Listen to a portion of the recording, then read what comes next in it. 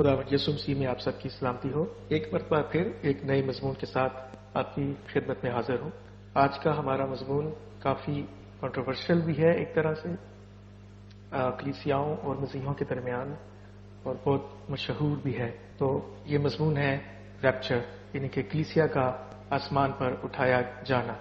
तो इस तलक से आज बात करेंगे कि ये कलीसिया का उठाया जाना क्या है, कलीसिया कब उठाई जाएगी, क्या कलीसिया मुसीबत के दौर से गुजरेगी, क्या कलीसिया मुखालिफ मसीह के दौर में जमीन पर ही मौजूद होगी। और इन सब सवालों के जवाब जो हैं हम खुदावंद के कलाम में से देखेंगे। सबसे पहले जो टर्म है रैप्चर, इसको क्लैरिफाई कर लेते हैं।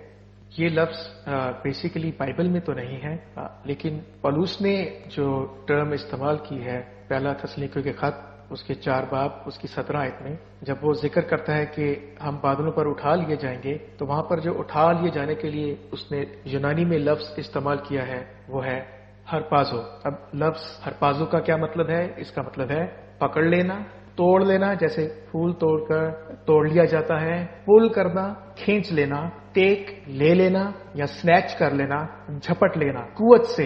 तो ये लफ्ज हरपाजो का मतलब है कि कुवत से झपट कर ले लेना या पकड़ लेना या खींच लेना। तो बुनियादी तौर पर इसका जो लफ्ज हरपाजो है जो पौलुस ने इस्तेमाल किया है 4 बाब उसकी 17 आयत में, वो हरपाजो है कुवत से खींच लेना या पकड़ लेना, तो जिसको हम उठा लिए जाने उर्दू में लिखा है। अच्छा, अब जो टर्म अंग्रेजी की जो टर्म है रैप्चर, ये इसका क्या मतलब है? क्या इसका यही वही मतलब है जो लफ्ज हरपाजो का मतलब है? तो ये बिल्कुल भी नहीं है। आज आप इसको अच्छी तरह से जान लीजिएगा कि ये जो मशहूर ज़माना टर्म रैप्चर है ये बाइबल की टर्म नहीं है। मैं आपको पहले ही मैंने बता दिया कि असल में जो लफ्ज यूनानी में है वो हरपाजो है। उसका मतलब कुवत से झपट कर निकाल लेना है। जो हमारे तर्जुमे में जो लिखा गया है कि हम उठा लिए जाएंगे, तो असल में जो लफ्ज है वो हरपाजो है। तो अब ये रैप्चर का जो लफ्ज है इसका क्या मतलब है?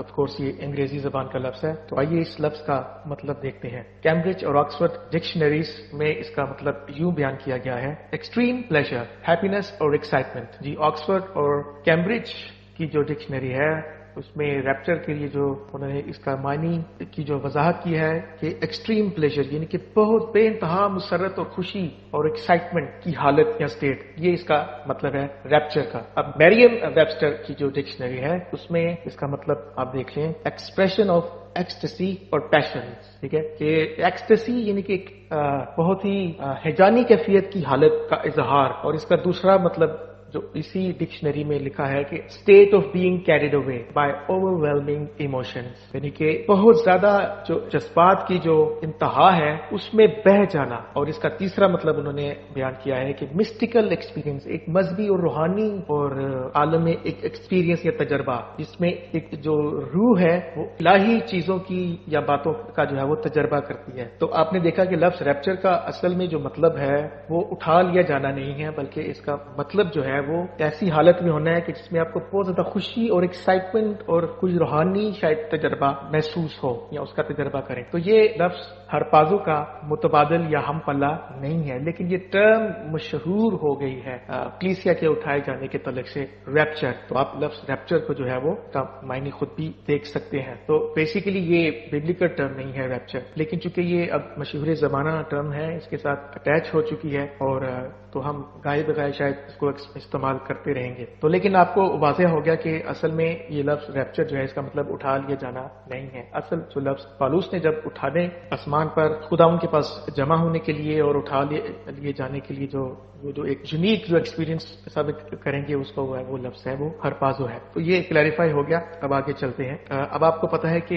रैप्चर के तलक से या कलीसिया के उठाए जाने के तलक से बेशुमार नजरियात और थ्योरीज जो है वो गर्दिश में है। और बुनियादी जो मुश्किल रही है कि लोग कलाम मुकद्दस को छोड़कर जो कुछ ये हमें बताता है, लोग अमूमन फोकस करना शुरू कर देते हैं नजरियात और थ्योरीज के ऊपर और उन्हीं के गिर्द घूमते रहते हैं और उनको साबित भी करने की कोशिश करते हैं और उनको डिफेंड भी کرنے کی کوشش کرتے ہیں، جو کہ ایک غلط رویہ ہے، کیونکہ یہ نظریات کسی اور کے تھے اور ہم ان کو ایسے ڈیفینڈ کرنا شروع کر دیتے کہ جیسے کہ شاید یہ ہمارا نظریہ ہے، اور سمجھتے ہیں کہ جیسے وہ خدا کا کلام ہے، اور خدا کے کلام کی باتوں کو چھوڑ کر ہم انسان کی نظریات اور تھیوریز کو ڈیفینڈ کرنا یا ان کے اوپر اپنا فوکس رکھنا شروع کر دیتے ہیں، جس کی وجہ سے ہم کلام کے حقائق، اس کی سچائیوں سے ہٹ جاتے ہیں اور ہمارا دھیان انسانوں کی باتوں پر لگ جاتا ہے۔ تو اس لیے ضروری ہے کہ ہم نظریات اور ان تھیوریز پر فوکس کرنے کی بجائے اور ان کے اوپر ہی گھومنے اور ان کو ثابت کرنے اور ان پر بات چیت کرنے اور بحث کرنے کی بجائے ہم کلام مقدس سے ہی کیوں نہ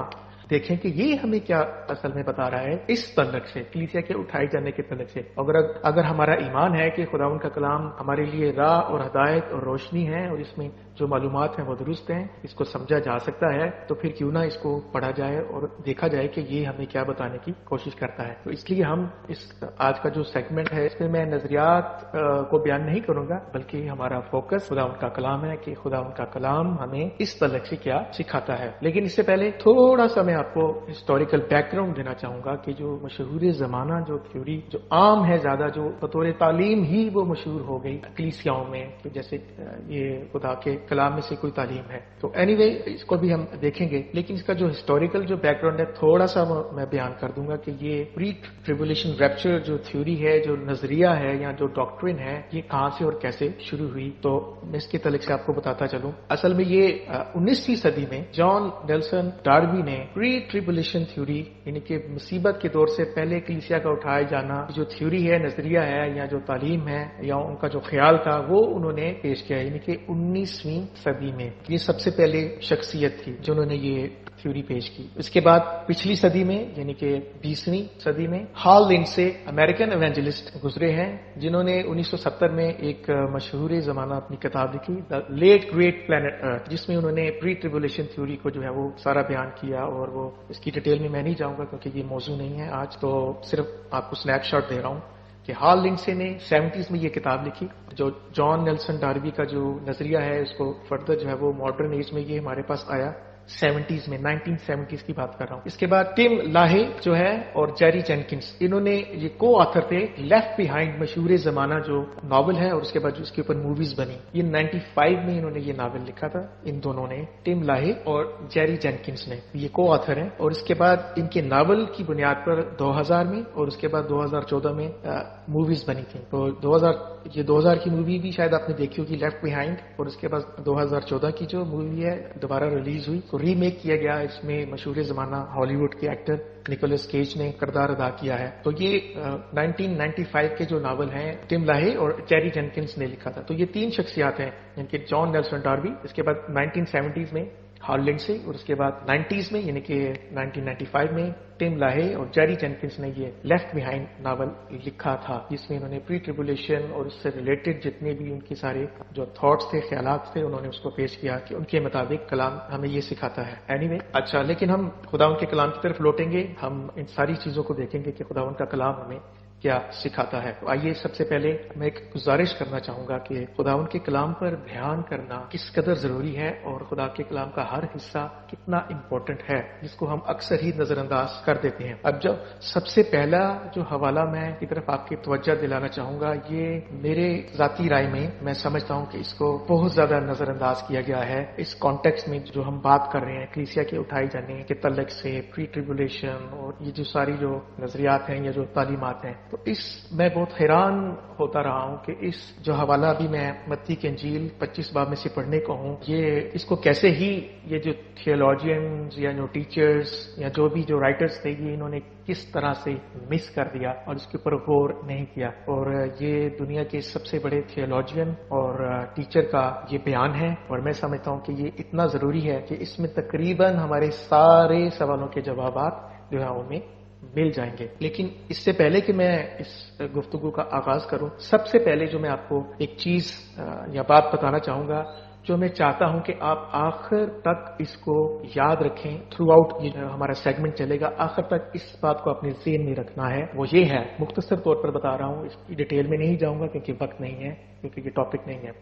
کہ خداون کے لوگ جو اس کے خون خریدے ہیں، جو مسیح یسوع میں ہیں، جنہوں نے اپنے جامع برا کے خون سے دھو کے صاف کیے ہیں، جو خدا کے بیٹے یسوع مسیح پر ایمان رکھتے ہیں اور وہ توبہ کر کے انہوں نے خداون میں نئی زندگی کا آغاز کیا ہے، نئے سرے سے پیدا ہو گئے ہیں، ان پر سزا کا حکم نہیں ہے، وہ خدا کے غضب کے نیچے نہیں ہے۔ اور اس کے علاوہ جو باقی لوگ ہیں جنہوں نے یہ سب کام یعنی کہ یسوع مسیح خدا کے بیٹے کو قبول نہیں کیا بطور نجات دہندہ، اس کو تسلیم نہیں کرتے، اس کے کفارے کو تسلیم نہیں کرتے، اس کو بطور مسیح قبول نہیں کرتے، اپنے گناہوں سے توبہ نہیں کی ہے ابھی تک، وہ خدا کے غضب کے نیچے ہیں۔ یہ بائبل کو مختصر طور پر بیان کر رہا ہوں، یہ سب کچھ نیت نامہ میں لکھا ہوا ہے، میں صرف ابھی آپ کو ہائی لائٹ دینا چاہتا ہوں کہ یہ آپ نے صرف بات یاد رکھنی ہے کہ یہ تمام دنیا خدا کے غضب کے نیچے ہیں سوائے خدا کے مقدسین اور مسیحوں کے۔ تو وہ خدا کے غضب کے نیچے ہیں جب تک وہ اس دنیا میں زندہ ہیں، اور اگر وہ اسی حالت میں مر جاتے ہیں اور آئندہ بھی وہ خدا کے غضب کے نیچے ہی رہیں گے۔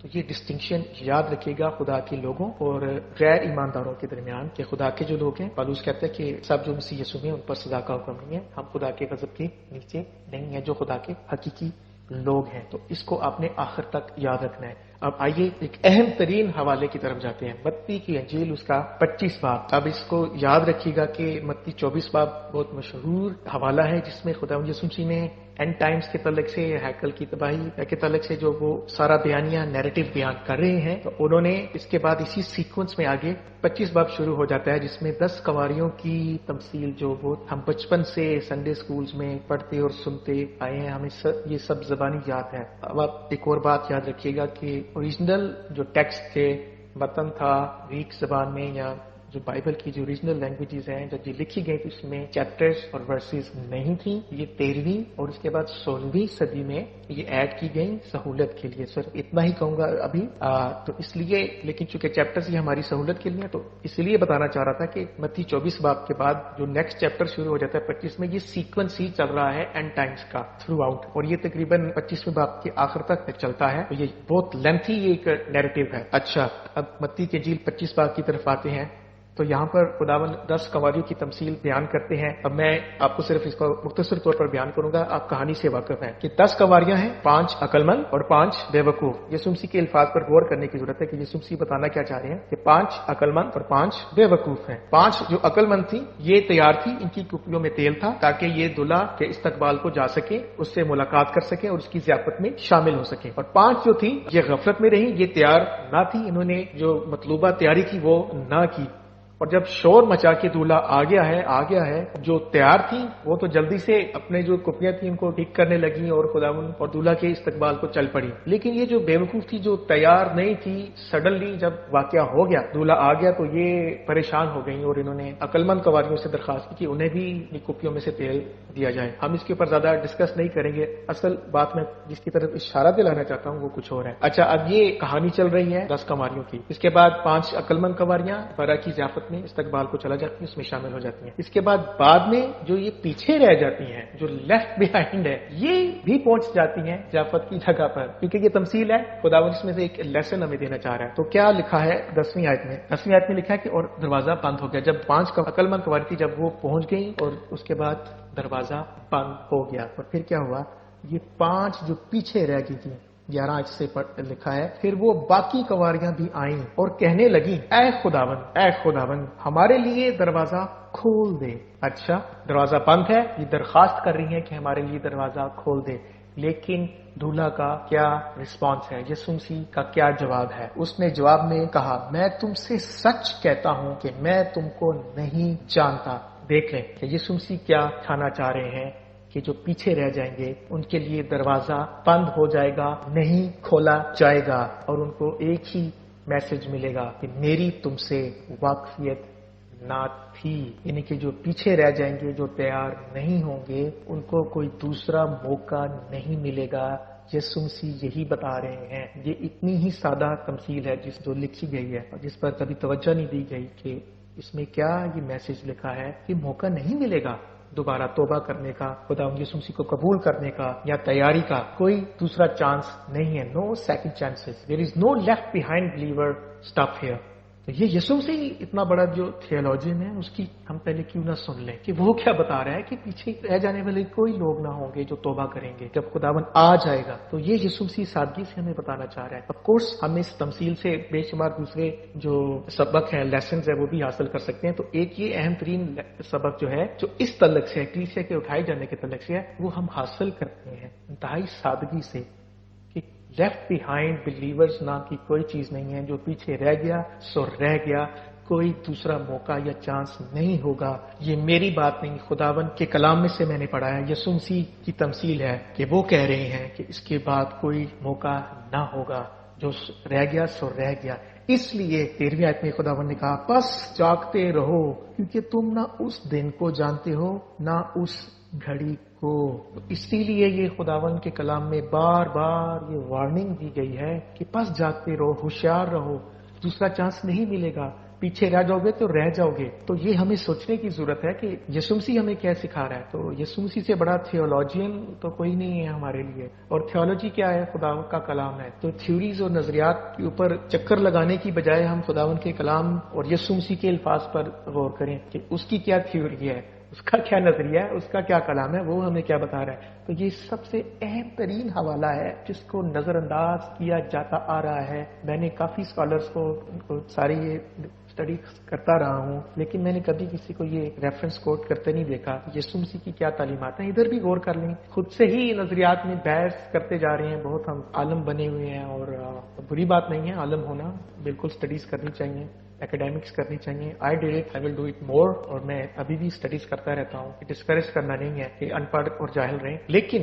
ان ساری چیزوں کا مقصد یہ ہے کہ ہم خدا کے کلام کو جانیں اور سمجھیں، اس کے اوپر آئیں، نہ کہ ہم اکیڈیمکس میں اور ان چیزوں میں پھنسے رہیں. وہ صرف ایک پروسیس ہے جس سے ہم گزرتے ہیں، لیکن خدا کے کلام کو اگر ہم نظر انداز کرتے ہیں تو پھر اکیڈیمکس کا بھی کوئی فائدہ نہیں ہے. تو اس لیے یہ نظر انداز کیا جاتا رہا ہے. It's very very strange. لیکن خدا ان کا کلام ہمارے لیے، یسوع مسیح کی آواز ہمارے لیے ہمارے سامنے ہے. اچھا، لیکن اب دوسرا اصول جو ہم اپنائیں گے خدا کے کلام کی تفسیر کا، کیا خدا کے کلام کا ایک حصہ جو بات کر رہا ہے کیا باقی حصے بھی اس کی تصدیق کرتے ہیں؟ اور ہم اسی تعلق سے کلام میں تقریباً وہ سارے حوالہ جات کو دیکھیں گے کہ کیا خدا کا کلام کی الائنمنٹ ہے ان ساری باتوں کی، کیا ایک دوسرے کی تصدیق کرتے ہیں، کیا کوئی ڈس ایگریمنٹ تو نہیں ہے، کیا ہم ٹھیک سمجھے ہیں. تو اس کی مزید ویریفیکیشن کے لیے اب ہم دیگر حوالہ جات کی طرف جائیں گے. لیکن آف کورس میں سمجھتا ہوں کہ یسوع مسیح نے جو متی کی تمثیل سمجھائی ہے اس میں بہت کلیئر اور واضح میسج ہے. لیکن ہم مزید تصدیق اور ویریفیکیشن کے لیے اب درست ٹریک پر رہنے کے لیے اور خدا کے کلام میں پڑھنے کے لیے، یہ آپ کے لیے بھی ہے جو بائبل کے اسٹوڈنٹس ہیں، اس چیز کو ضرور اپنائیے گا. میری آپ کو نصیحت ہے، سجیشن ہے کہ ایک آیت پر کبھی بھی کوئی تعلیم یا ڈاکٹرن نہیں بن سکتی. نہ بنانے کی کوشش کریں. پورے کلام کے حصوں کو جو پزل کی طرح ادھر ادھر بکھرے ہیں ان کو اکٹھا کریں اور ان کو سیاق و سباق کے ساتھ دیکھیں اور الائن کریں کہ کیا یہ کانٹرڈکشن تو نہیں دے رہے کہ جو نظریہ یا خیال میرے ذہن میں آیا ہے. تو اس سے ہمیں پتہ چل جائے گا کلام کی ویریفیکیشن ہوگی. یہ سمپل پروسیس ہے جس سے ہم خدا کے کلام کا مطالعہ یا اسٹڈی کر سکتے ہیں کانٹیکسٹ کو مد نظر رکھتے ہوئے. تو ہم بے شمار غلطیوں سے بچ سکتے ہیں. میں کوئی دعویٰ نہیں کر رہا، یہ کوئی بھی نہیں کر سکتا. وہ کل علم جو ہے وہ خداوند ہی کے پاس ہے، لیکن جتنا ہمارے پاس موجود ہے ہم اس کو جان سکتے ہیں، سمجھ سکتے ہیں، کیونکہ یہ اسی لیے ہمارے لیے دیا گیا ہے. بڑی مشکل سے لکھوا کر لوگوں نے شہید ہوئے، قتل ہوئے اس کے لیے، اور بڑی مشکل سے یہ ہمارے ہاتھوں میں پہنچایا گیا ہے. تو اس کو ویلیو دیں، نہ کہ ہم نظریات کو دیں. ہاں ضرور پڑھیں نظریات کے کون کیا کہتا ہے، لیکن الٹیمیٹ جو اتھارٹی ہے جس کے اوپر ہم نے غور کرنا ہے وہ خدا کا کلام ہے. تو خداوند کے کلام کی طرف واپس آتے ہیں. اب ہم دوسرا حوالہ جو دیکھیں گے خداوند کے کلام میں سے، پولوس رسول کا خط، اس کا جو اس نے اسلیکیوں کے نام لکھا، یہ پہلا خط ہے. تو کس میں سے میں پڑھوں گا؟ سوری، یہ دوسرا خط تھا، دوسرا باب. ٹھیک ہے. اب اس میں اس نے 3 خاص ورڈز یوز کیے ہیں، اس پہ آپ نے غور کرنا ہے. اس کی یہ پہلی آیت سے لے کر یہ اس کا جو نیریٹو ہے پولوس کا اس تعلق سے، وہ تقریباً یہ اینڈ تک ہی جاتا ہے. اس کی تقریباً 17 آیات ہیں. سارا تو میں نہیں پڑھوں گا کیونکہ ہمارے پاس ٹائم نہیں ہے، لیکن شروع کی آیات جو ضروری ہیں اس تعلق سے وہ کی طرف میں آپ کی توجہ دلاؤں گا. تو خاص وہ 3 ٹرمز کو یوز کرتا ہے: یسوع مسیح کے آنے، اس کے پاس جمع ہونے، اور خداوند کے دن کو.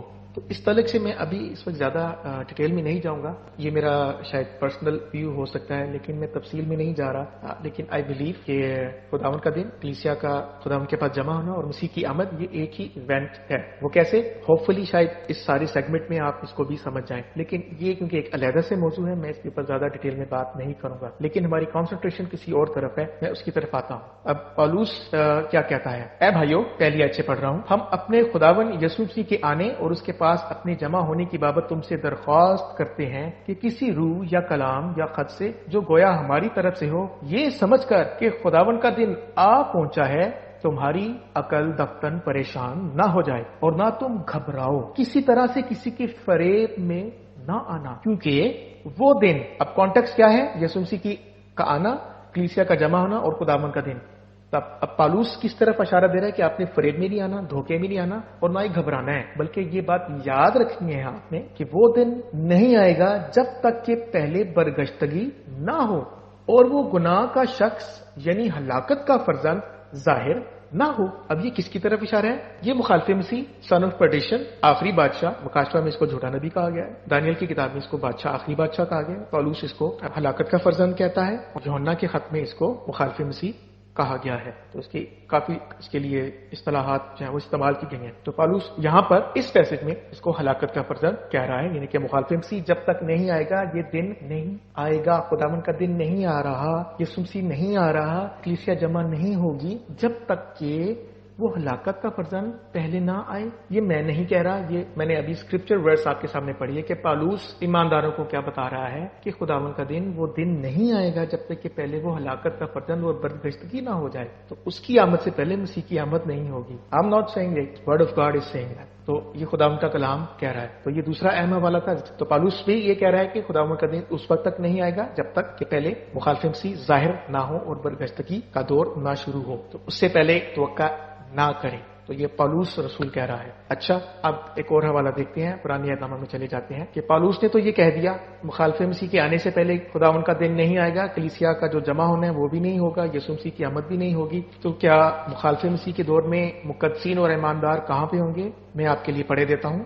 دانیل کی نبوتی کتاب، اس کا 7واں باب اور اس کی 21 آیت میں سے میں پڑھتا ہوں. میں نے دیکھا کہ وہی سنگ مقدسوں سے جنگ کرتا اور ان پر غالب آتا رہا جب تک کہ قدیم الایام نہ آیا اور حق تعالیٰ کے مقدسوں کا انصاف نہ کیا گیا.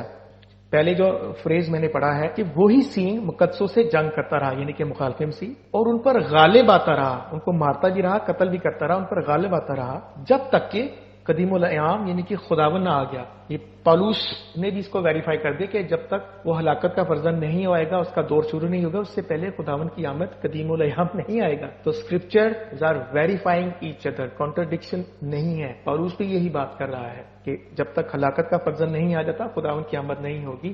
تو اس کو ذہن میں رکھنے کی ضرورت ہے. اور دانیل بھی یہی کہہ رہا ہے، نہ صرف یہ کہ وہ قدیم الایام تب تک یا خداوند تب تک نہیں آئے گا، اس سے پہلے کیا ہوگا مخالف مسیح کے دور میں؟ یہ جو سینگ ہے، یہ جو ہلاکت کا فرزند ہے، یہ جو جھوٹا نبی ہے، یہ جو مخالف مسیح ہے، یہ کیا کرے گا؟ یہ مقدسوں سے جنگ کرتا رہے گا اور ان پر غالب آتا رہے گا، اور آف کورس اسی طرح سے باقی دنیا پر بھی ایسے ہی ظلم کرے گا. اور اس کے بعد کیا ہوگا؟ اور حق تعالیٰ کے مقدسوں کا انصاف نہ کیا گیا اور وقت آ نہ پہنچا کہ مقدس لوگ سلطنت کے مالک ہوں. ٹھیک ہے، آگے دوسرا ٹاپک شروع ہو جاتا ہے، ہم یہیں پر ابھی رک جاتے ہیں.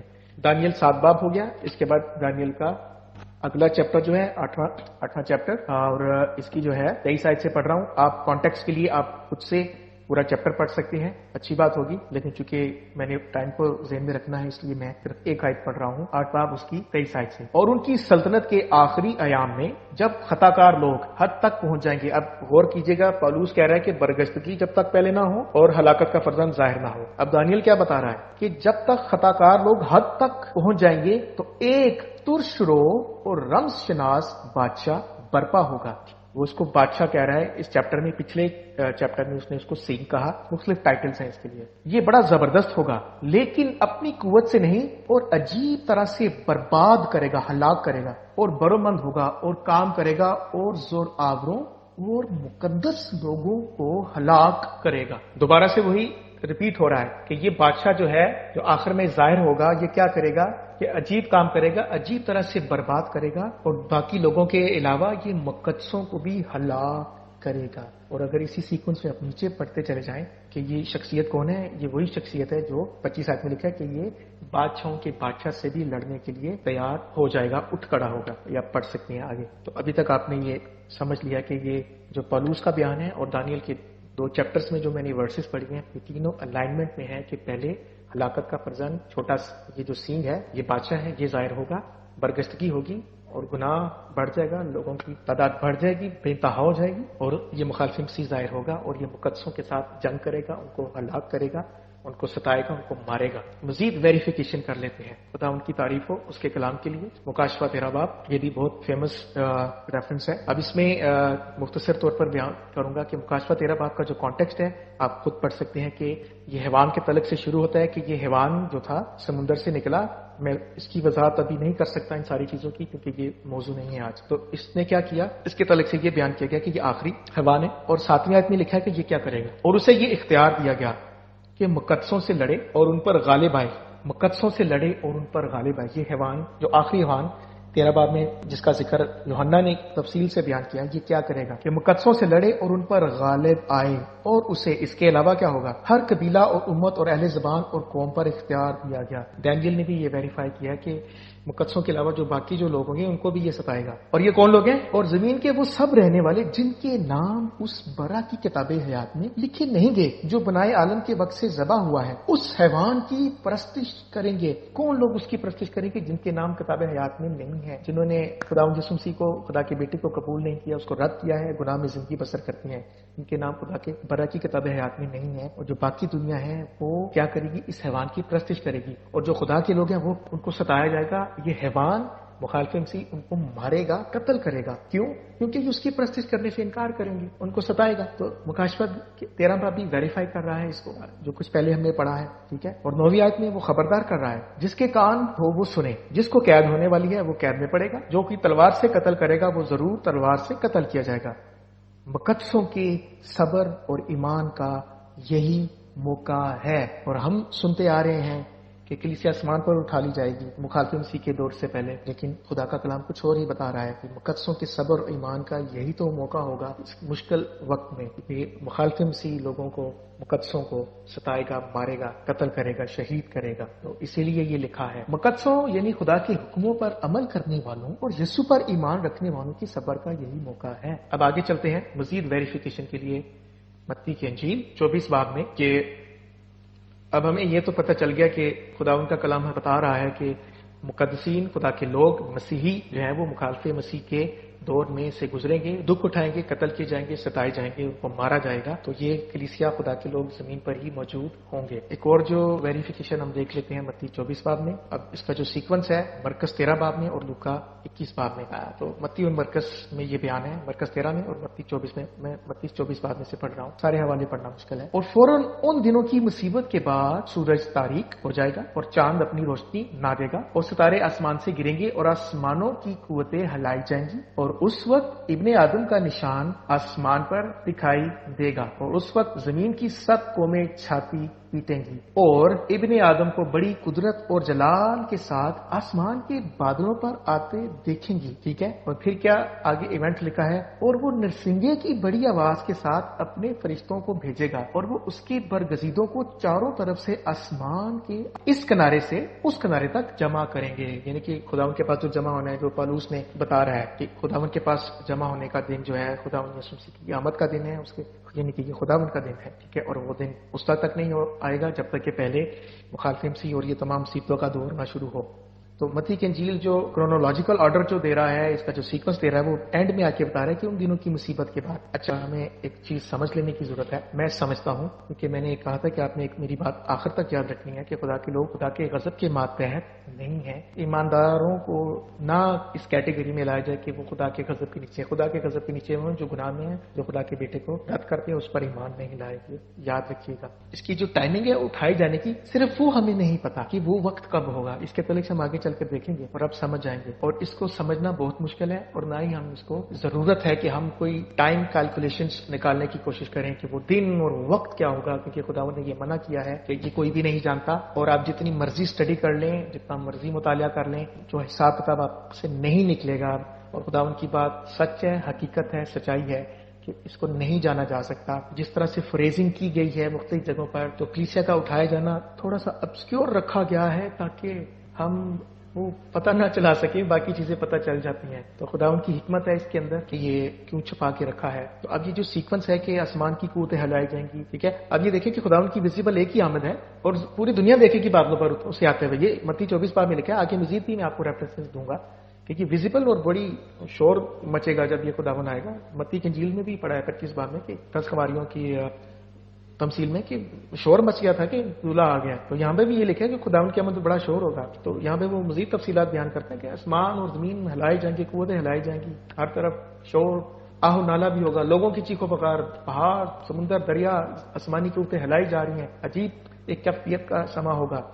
لیکن خداوند کے لوگ ٹورڈز دی اینڈ یہ کس وقت اٹھائی جائیں گے وی ڈونٹ نو. لیکن ہمیں یہ پتا ہے کہ مسیحوں کے دور سے گزریں گے، مخالف مسیح کے دور سے گزریں گے، اور بہت حد تک ممکن ہے کہ خدا کا جو آخری شدید غضب ہے جس کے لیے ہم مقرر نہیں کیے گئے اس سے پہلے اٹھا لیے جائیں گے. لیکن اگین وہ وقت، وہ گھڑی ہمیں معلوم نہیں ہے. لیکن ہمیں یہ پتا ہے کہ ہم کہاں پہ پلیس کیے گئے ہیں. ٹھیک ہے، اتنا ہی کہوں گا، کنفیوژن کی ضرورت نہیں ہے. تو کیونکہ ہمیں یہ پتا ہے کہ ہم اس وقت کو جان نہیں سکتے، اس لیے اس کی ہمیں بلا وجہ کی بحث میں پڑھنے کی ضرورت نہیں ہے. لیکن ہمیں آرڈر پتا ہے کہ ہمیں کہاں پہ پلیس کیا گیا ہے. ان بڑی مصیبتوں کے بعد جو ہے وہ آئی تھنک سو جب خدا نے سب کچھ الٹ پلٹ کر دینا ہے ٹوٹل، اس وقت کسی وقت میں وہ اپنے لوگوں کو اٹھا لے گا. اور کیونکہ قبروں نہیں کھلنا ہے، خدا ان کے لوگوں نے زندہ ہونا ہے، اس میں سے نکلنا ہے. پالوس نے بیان کیا ہے کہ ہم سوئے ہوں سے ہرگز آگے نہ بڑھیں گے، پہلے وہ قبریں کھلیں گی، پہلے وہ جو مسیح میں منہ ہیں وہ زندہ ہوں گے. تو اس کے بعد جو ہم زندہ ہوں گے ہم بھی بدل جائیں گے. تو آپ کیا سمجھتے ہیں کہ یہ ایونٹ خاموشی میں ہوگا کہ جب یہ قبریں کھلیں گی تو کتنی قبریں ہیں پوری دنیا کی؟ تو اس کا علیحدہ سے تو شور یہی علیحدہ سے ہوگا، اور کتنی زمین ہل رہی ہوگی اور قبریں کیسے کھل رہی ہوں گی.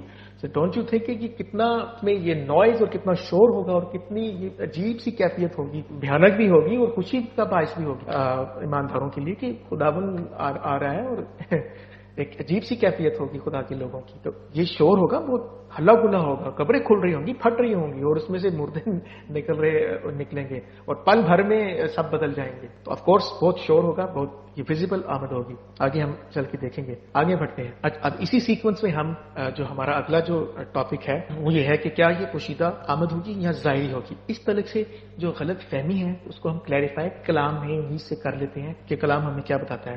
ابھی کچھ حوالوں سے تو آپ کو پتا چل گیا ہوگا کہ خداوند کی آمد پر بڑا اچھا خاصا شور ہوگا، عبداللہ کی آمد پر بھی شور مچے گا، اور خداوند کی آمد پر جب وہ بادلوں پر فرشتوں کے ساتھ نرسنگے کی بات کرے گا تو بڑا شور ہوگا. اور جیسا کہ میں نے پہلے بھی بیان کیا کہ امیجن کریں کہ جب آسمان اور زمین پکڑ رہے تو یہ خاموشی سے ہوگا. جو لوگوں کی آہو پکار ہوگی، جو چیخ رہے ہوں گے، چلا رہے ہوں گے کہ ہم پہاڑوں ہم پر گر پڑو. مکاشفہ 6 باب میں جب برہ کی آمد ہوگی تو کیا وہ یہ خاموشی سے سارا کام ہوگا؟ No, it's going to be lot of noise. Anyway آگے بڑھتے ہیں. کیا یہ پوشیدہ آمد ہے یا ظاہری آمد ہے؟ اس کا کیا مطلب ہے؟ اب اس تعلق سے کیوں غلط فہمی ہے؟ وہ یسوع مسیح کا اور کلام میں نئے عہد نامے میں بار بار ریپیٹ کیا گیا ہے ایک فریز کہ چور کی طرح آؤں گا، چور کی طرح آنے والا ہوں. مکاشفہ میں بھی ریپیٹ کیا گیا ہے کہ چور کی طرح آنے والا ہوں. اناجیل میں بھی خدا یسوع مسیح نے یہ بتایا کہ چور کی طرح آ رہا ہوں. پطرس نے بھی لکھا اپنے دوسرے خط میں 3 باب میں کہ وہ چور کی طرح آنے والا ہے. تو یہ اس کا کیا مطلب ہے؟ کیا یہ کوئی پوشیدہ کوئی فرق آمد ہے اور وہ کوئی دوسری فرق آمد ہے؟ تسلیکیوں کے خط میں نے آپ کو اس لیے میں نے کہا تھا کہ آپ نے غور کرنا ہے کہ یسوع مسیح کا آنا، خداوند کے لوگوں کا جمع ہونا اس کے پاس، اور خداوند کی آمد کو وہ ایک ہی کیٹیگری میں سم اپ کر رہا ہے کہ یہ تب تک نہیں ہوگا جب تک کہ مخالف مسیح اور برگشتگی اور مصیبتیں اور یہ سارا دور شروع نہ ہو جائے. تو یسوع مسیح کا یہی بیان ہم متی 24 باب میں ہی پڑھیں گے کہ جب یسوع مسیح نے چور کی طرح آنے کے تعلق سے کیا بتایا ہے. کیا اس کا مطلب یہ ہے کہ یہ پوشیدہ ہوگی، سیکرٹ ہوگی، خاموشی سے ہوگی؟ نہیں. تو چور کی طرح آنے سے کیا مطلب ہے یہ ہم کلام میں ہی سے سیکھ لیتے ہیں. آئیے دیکھتے ہیں. 43 ورس ہے. بس جاگتے رہو کیونکہ تم نہیں جانتے کہ تمہارا خداوند کس دن آئے گا. یس، ہمیں نہیں پتا، خداوند یسوع مسیح کہہ رہے ہیں.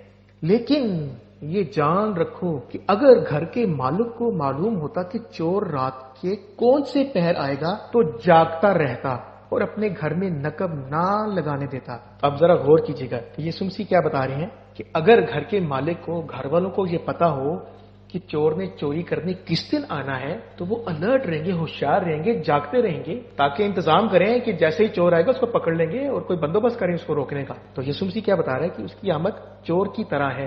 خداوند یسوع مسیح کیا کہہ رہے ہیں اس لیے تم بھی تیار رہو، کیونکہ جس گھڑی تم کو گمان بھی نہ ہوگا ابن آدم آ جائے گا۔ تو یسوع مسیح یہ نہیں کہہ رہا کہ یہ پوشیدہ آمد ہے، یہ رات کو ہوگی، شور نہیں ہوگا، خاموشی ہوگی، چپکے سے لے جائے گا۔ نو، وہ کہہ رہا ہے کہ چور کی طرح ہوگی، ان ایکسپیکٹڈ، پتہ بھی نہیں چلے گا، جب سوچا بھی نہیں ہوگا، خیال بھی نہیں کر رہے ہوں گے۔ تو میری آمد اس طرح سے ہے، یہ چور کی طرح ہے کہ جیسے ہمیں یہ معلوم نہیں ہوتا کہ چوروں نے، ڈاکوؤں نے کس دن پلان بنایا ہوا ہے کہ انہوں نے کس وقت گھر میں جا کے چوری کرنی ہے۔ وہ یہ تو نہیں کبھی بتاتے کہ فون کر کے کہ ہاں جی ہم چوری کرنے کے لیے آ رہے ہیں، تیار ہو۔ نو نو، اس کا مطلب ہے کہ یہ سیکرٹ ہے کہ ہمیں پتہ نہیں ہے ٹائم کا کہ وہ کب آئے گا۔ تو یسوع مسیح یہ بتانے کی کوشش کر رہے ہیں کہ چور کی طرح آنے کا یہ مطلب ہے پوشیدہ اور خاموشی نہیں ہے، صرف ٹائمنگ کا نہیں پتا کہ کب آنا ہے، اتنی سی یہ بات ہے۔ مرکز 13 باب اس کی 35 آیت، مرکز 13 باب اور اس کی 35 آیت، بس جاگتے رہو کیونکہ تم نہیں جانتے کہ گھر کا مالک کب آئے گا، شام کو یا آدھی رات کو یا مرغ کے بانگ دیتے وقت یا صبح کو، ایسا نہ ہو کہ اچانک آ کر وہ تم کو سوتے پائے۔ اب یہاں پہ یسوع نے متی کی انجیل میں چور کی طرح کا جو ہے وہ اس سے تشبیہ دی ہے۔ یہاں پر لکھا ہے کہ جو کانٹیکسٹ چل رہا ہے کہ وہ جو نوکر ہے اور جو مالک کا جو ریلیشن شپ ہے کہ جو مالک ہے چلا گیا اور اس نے نوکروں کو مقرر کیا ہے تاکہ وہ سارا انتظام سنبھالیں، لیکن جب وہ واپس آئے گا تو خداوند یسوع مسیح بتا رہا ہے کہ نوکروں کو نہیں پتا کہ مالک نے کب لوٹنا ہے، صبح، شام یا دوپہر کو، کس وقت آئے گا۔ اس لیے ان کے لیے ضروری ہے کہ وہ کام ہوشیاری سے کریں تاکہ ان کا جو مالک ہے آ کر ان کو سست اور کاہل اور نکما نہ پائے کہ انہوں نے کوئی کام نہیں کیا۔ تو اس لیے کہ تم نہیں جانتے کہ وہ کب آ رہا ہے، اس لیے ہوشیار اور تیار رہو تاکہ تم اس وقت کے لیے تیار ہو۔ تو چور کی طرح کی جو آمد کے تعلق سے بات ہے وہ ہمیں پتہ چل گئی ہے، لیکن اس دن شور بہت ہوگا ہمیں پتہ ہے، لیکن آمد کیسی ہے کسی کو پتہ نہیں ہے، چور کی طرح ہے، مالک کا پتہ نہیں ہے کہ کب آئے گا۔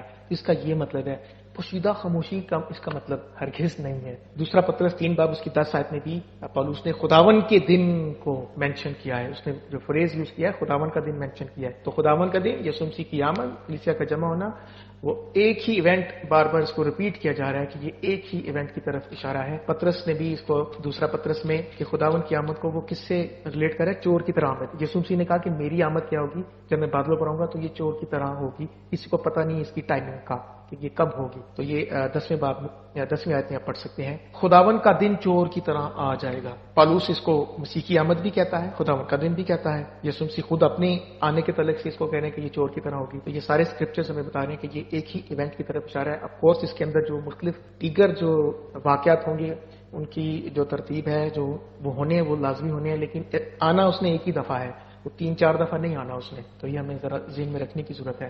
اچھا چلتے ہیں مکاشفہ 6 باب میں، یہ چھٹی مہر کا اس میں ذکر ہے خاص طور پر۔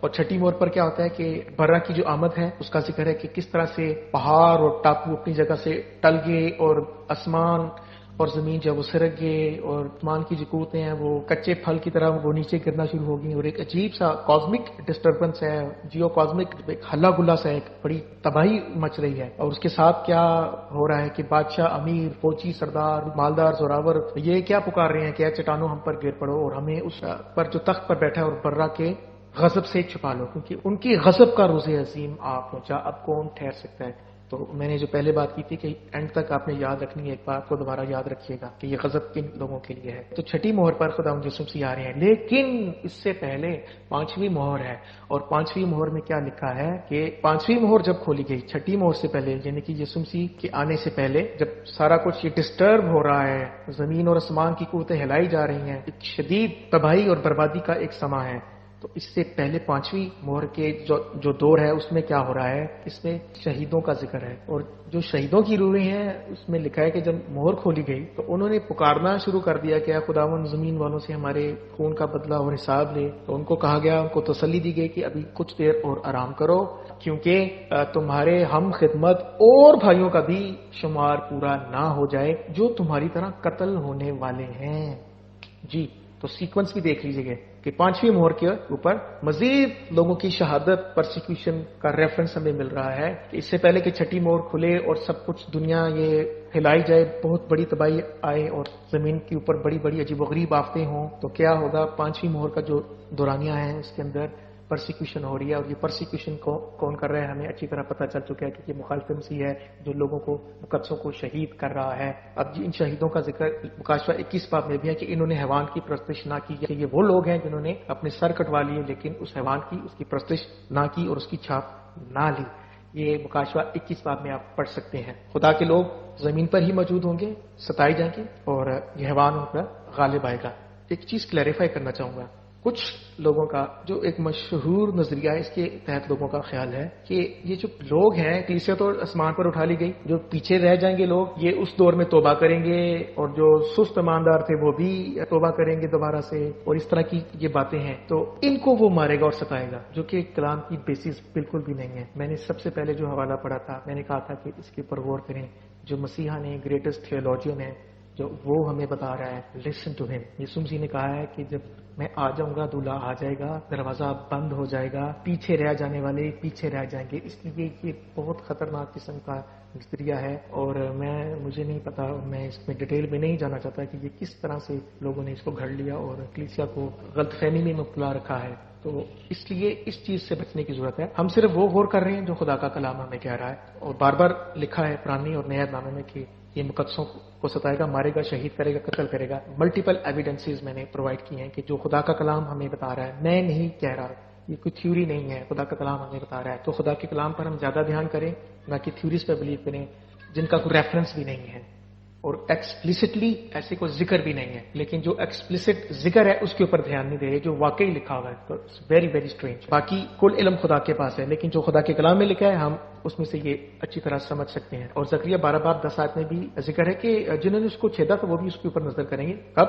جب خداوند یسوع مسیح واپس آئیں گے. یہ زکریا 12 باب میں بھی ذکر ہے. پھر 7ویں مہر سے 7ویں باب میں یعنی کہ مکاشفہ میں پھر آسمان پر ایک بڑی بھیڑ ہے جو کہ ڈالیاں لیے ہوئے خداوند کی پرستش کر رہی ہے. اور ایک بزرگ نے یوحنا سے پوچھا کہ مجھے بتا کہ یہ کون لوگ ہیں. تو یوحنا کہتا ہے مجھے کیا پتا یہ کون لوگ ہیں، خداوند تو ہی بتا. اس نے کہا کہ یہ وہی ہیں جو اس بڑی مصیبت سے نکل کر آئے ہیں، انہوں نے اپنے جامع برہ کے خون سے دھوکہ سفید کی ہیں. مکاشفہ 7ویں باب میں ہم اس کو دیکھتے ہیں کہ یہ وہ لوگ ہیں جو بڑی مصیبت سے نکل کر آئے ہیں، اس میں سے گزر کے آئے ہیں. جیسا کہ میں نے پہلے ریپیٹ کیا، اب آخر میں آخری حوالہ میں آپ کے لیے پڑھ دیتا ہوں. میں نے کہا تھا کہ یہ بات آپ نے آخر تک یاد رکھنی ہے. خداوند کی آمد، کلیسیا کا اٹھایا جانا، کب، کیسے اور کیوں کر ہوگا، کلیسیا کام پر ہوگی.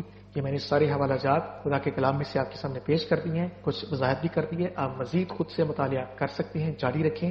تھیوریز پر نہیں، نظریات پر نہیں، خدا کے کلام پر دھیان کریں. دوسرا پطرس 3 باب اس کی 11 آیت میں لکھا ہے، جب یہ سب چیزیں اس طرح پگھلنے والی ہیں تو تمہیں پاک چال چلن اور دینداری میں کیسا کچھ ہونا چاہیے، اور خدا کے اس دن کے آنے کا کیسا کچھ منتظر اور مشتاق رہنا چاہیے. اسی تعلق سے میں آخری حوالہ جو کوٹ کروں گا وہ مکاشفہ سے ہے. یہ چھٹا پیالہ ہے، اور چھٹے پیالے میں کیا ہو رہا ہے کہ فوجوں کو اکٹھا کیا جا رہا ہے ہر مزدون کی جنگ کے لیے. میں 16ویں باب کی 10ویں آیت سے لے کر 16ویں آیت تک آپ اس کو پڑھ سکتے ہیں. یہ 5واں اور چھٹا پیالہ ہے. چھٹے پیالے میں فوجیں جمع کی جا رہی ہیں، اور 15ویں آیت میں اس کے درمیان میں ایک عجیب سی بات ہے کہ خداوند نے یہ آیت لکھوائی ہے. اور وہ آیت کیا ہے؟ سنیں ذرا. 15ویں آیت میں جب یہ سارے فوجوں کے اکٹھا ہونے اور شیاطین کی جو روحیں ہیں جو بادشاہوں کو گمراہ کر کے روز عظیم، خدا کے روز عظیم کے لیے لڑائی کے واسطے جمع کر رہی ہیں ہر مزدور کے لیے، 15ویں آیت میں کیا لکھا ہے؟ دیکھو، یہ بریکٹس میں لکھا ہے، دیکھو میں چور کی طرح آتا ہوں، مبارک ہے وہ جو جاگتا ہے اور اپنی پوشاک کی حفاظت کرتا ہے تاکہ ننگا نہ پھرے.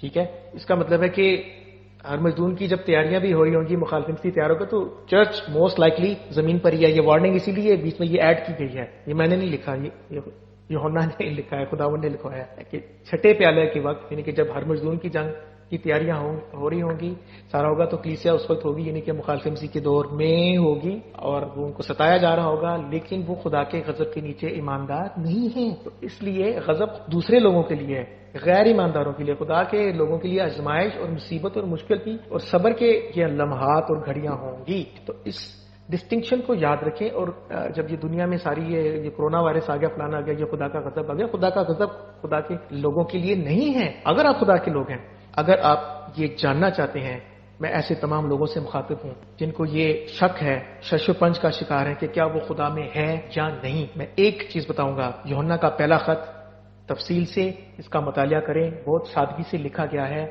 اور ہر ایک مسیحی اس کو سمجھ سکتا ہے. اس میں آپ کو پڑھنے سے پتہ چلے گا کہ آپ کو کیسے پتہ چلے گا کہ آپ مسیح میں ہیں یا نہیں ہے. نہایت سادگی سے تھیولوجی کو، تعلیم کو بیان کیا گیا ہے، بہت آسان ہے. یوحنا کا پہلا خط، سارا خط پڑھیں، پہلا اور تیسرا چیپٹر خصوصی طور پر پڑھ لیجیے گا، لیکن سارا خط پڑھیں، اور اس سے آپ کو پتہ چلے گا کہ کیا آپ خدا کے میں ہیں اور خدا آپ میں ہے یا نہیں ہے. تو اس سے آپ کو پتہ چلے جائے گا کہ کیا آپ خدا کے غضب کے نیچے ہیں یا نہیں ہیں۔ خداوند آپ سب کو برکت بخشے، اپنے کلام کی سمجھ عطا کرے اور اپنے بھیدوں کو ہم پر ظاہر کرے، تاکہ کلیسیا اور ہم لوگ جو ہیں، خدا کے جو لوگ ہیں، تیار ہو سکیں خداوند کی آمد کے لیے، اس کے مؤثر گواہ بھی ہو سکیں، اس میں قائم بھی رہ سکیں۔ گاڈ بلیس یو، آمین۔